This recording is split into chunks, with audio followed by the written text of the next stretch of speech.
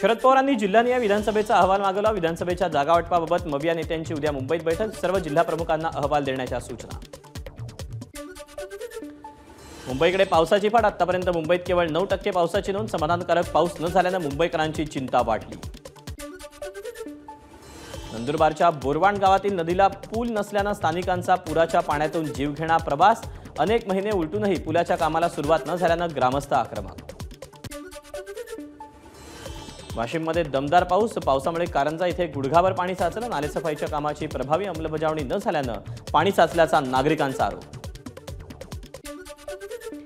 आसाममध्ये आठवडाभरापासून तुफान पाऊस, पुरामुळे 19 जिल्ह्यातील 4 लाख नागरिक प्रभावित। अरुणाचल प्रदेशची राजधानी इटानगरमध्ये ढगफुटी झाल्याने पूरस्थिती, काही ठिकाणी भूस्खलन झाल्याची अधिकाऱ्यांची माहिती।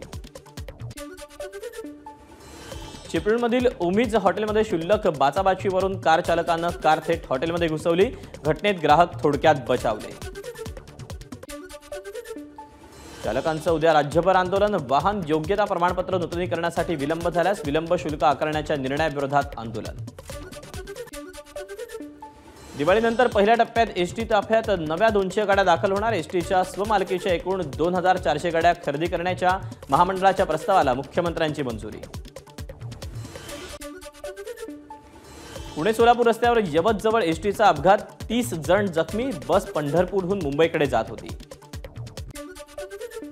नीट परीक्षेतील गैरव्यवहार सीबीआयकडून एफआयआर दाखल, तपास करण्याचे केंद्र सरकारने सीबीआयला दिले होते आदेश। एबीपी माझा, उघडा डोळे बघा नीट।